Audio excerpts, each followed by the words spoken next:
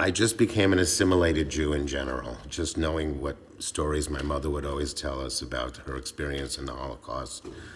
It just made me not feel like that was something I wanted to have a kinship to tell you the truth. I don't know what to say, but other than I wanted to kind of not be that. And, I was like a short, fat Jewish kid, and it was really hard to not feel like a short, fat Jewish kid. So I kind of went out of my way to kind of change my physical presence and be a little bit more assimilated.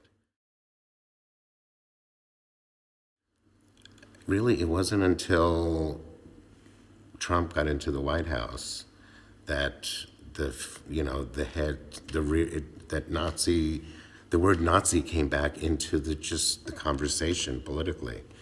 And then that really kicked up him winning, and his whole anti-Muslim stance created in California especially, a lot of people started creating these groups, these kind of resistance groups. And it really then kind of kicked in this relationship to what my family had experienced. And me and a friend of mine started this Jewish and Muslim together resistance group, so that it wasn't just Muslims and it wasn't just Jews. And at some point we had to be together to fight what was looming. Since this president has been in the White House, I've just been very kind of committed to being Jewish and being proud of my heritage and, doing whatever I can to resist. That's become my new kind of MO. The moment that this opportunity happened, that there was going to be, Carla in essence exhumed my uncle's legacy from, beyond the ashes of the Holocaust. That to me was like a moment where I had to capture this action as opposed to the Nazis kind of congregating in my backyard. I can't focus on these Americans who think that, white power is uber alles. I just can't focus on them, but I can focus on what is something I can do that's positive about this whole experience.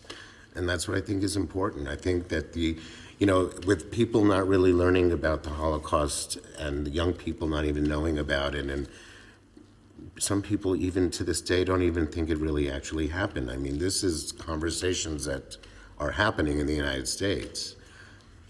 For me, if we have an opportunity to tell one more story in a way that is kind of meaningful without being too oppressive, then I think that's our responsibility, is to be telling stories that have like an optimistic message, as opposed to just another weepy Holocaust story.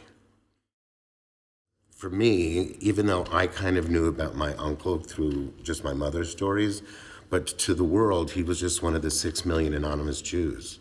And when you stop to think that everyone just knows 6 million Jews, no one really stops to think, who were they? What were their lives? What were their dreams? What were their aspirations?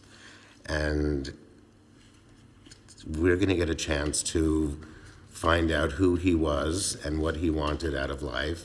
And even though to his last dying breath, he was all about music and keeping the people in captivity focused on music, creating music, using it as a means of salvation. I just think that that's an extraordinary gift that we were given.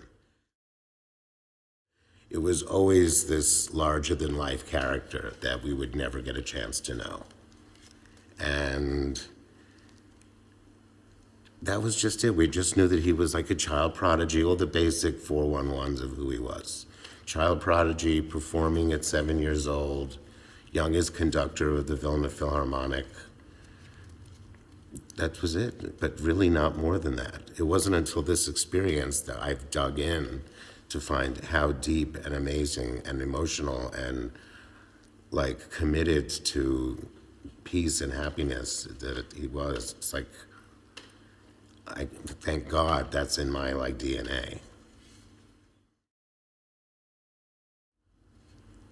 The fact that his legacy has been exhumed is to me, I can comfortably say it's a happy, albeit bittersweet ending to this particular Holocaust story.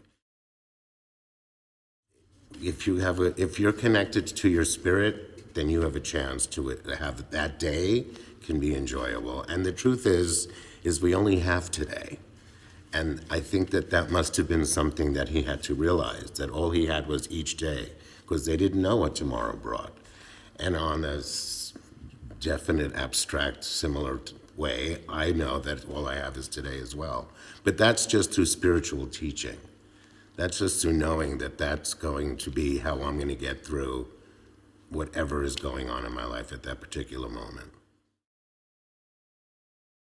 Since as far back as I can remember, my mother was telling us stories of the Holocaust and her experience, almost graphically. So for as long as I can remember, I've had this almost sinking feeling that whatever my mother wasn't telling me, I can only imagine how horrible it was. And that's, that's a hard thing to grow up with. But somehow she was one of the funniest people I've ever met in my life, and was able to bring humor into our family environment. And if she could survive the Holocaust and still have a sense of humor, I felt like that was the least I could do. So in the 70s, it was the 70s, and the gay movement was, coming to, the women's movement and the gay rights movement were both bubbling up to the surface, and I was of age to take part in actually all those activities. So, it was very freeing to be gay and to be out and proud, which was not really, something that you think about in the bungalow, the bungalow colonies with Orthodox Jews. But so I was able to kind of be who I was, and still know who my heritage was, and never, I still was very close with my family, but just lived a completely different life.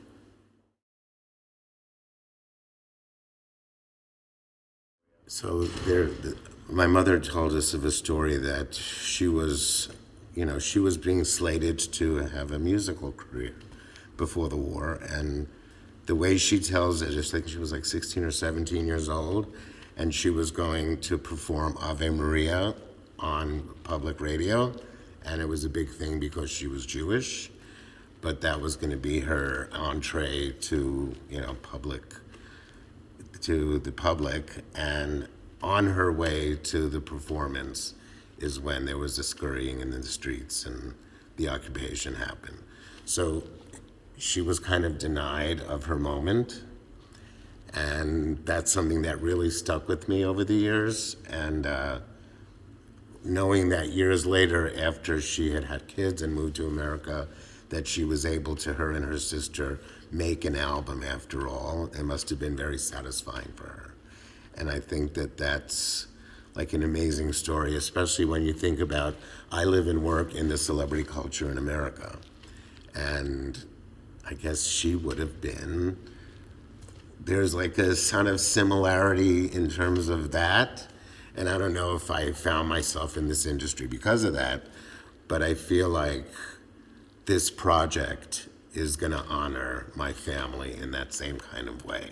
And that would be very satisfying for me. But there is actually one song on the album called Razala, which is Rosie, and it's a child song, and she sings it in child voice. And I always thought it was so weird that this was on the album, why she chose that.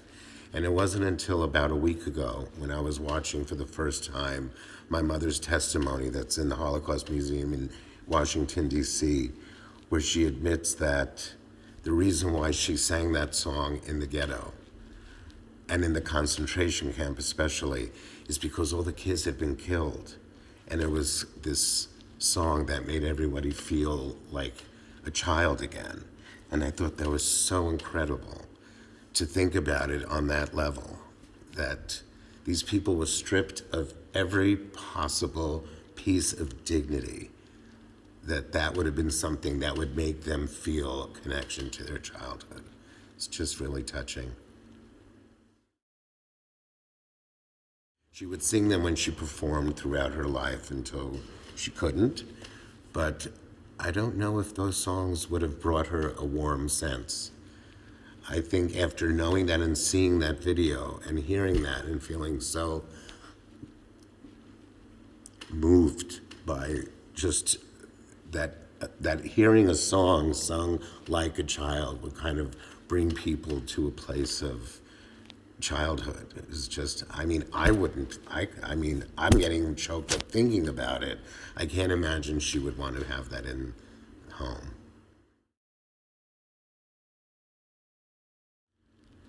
Most recently, I found this book called The Last Days of the Jerusalem in Lithuania, which is a 700-page diary from this guy, Herman Wouk, who was in captivity from 1939 to 1944. Every day he wrote this journal and would bury it. And he would tell people where he buried things, and if they survived to go back and get it published, which they did, it's 700 pages. He was my uncle's roommate, believe it or not. So there's stories about him to the last days, like performing and just kind of bringing music as this, that was just something that I just kind of knew about him from what my mother would tell us in the ghetto. But then she didn't know what he was doing, what didn't know to tell us what he was doing in concentration camp. But he did that till the last day. It's really extraordinary. There's no telling what incident happens environmentally to bring out the best in people. I just think that there's angels on earth, and I think they're all showing up for this one moment. And whether it's Carla or Wolfgang, and everyone has a different role in this, and you and Max and my sisters, there's all these people that are coming together for this extraordinary moment that you couldn't even write this. You can't tell this story until it happens, because you would not even imagine that to be the case. If I'm ever going to feel anything related to my uncle, it would be how I feel about knowing that this thing is happening and that I've been able to help move this around to that we're all sitting here and I'm talking about this and somebody else might never know about it. That this composition award may in fact be something that happens year after year, so that people can know that their hopes for creating their own legacy through music is something that they're getting the opportunity because of my uncle and because Carla had created this opportunity for them. If you look at what made Motown happen, Motown, there was poor community that emerged this amazing sound, and they were able to uplift their lives through music. I mean, that to me is amazing. And it's happening currently in Atlanta, where you have hip hop is coming out of these kind of circumstances of a very kind of inner city. The poor people are kind of using music to get out of that. And it's kind of like what Vilna was. Vilna was not necessarily, it was a hub of creative people who just, music, even before the war, was a way that they kind of lived, because I think my family were not very affluent at all. I've seen pictures of the house that they were raised in. We're talking about, money didn't matter. If you were this spiritual, creative family, that was happiness. And only in America is everything translated to money as happiness, But it's hard even to imagine that they were so happy in these kind of circumstances. But I think music is what helps everybody. It's a universal language.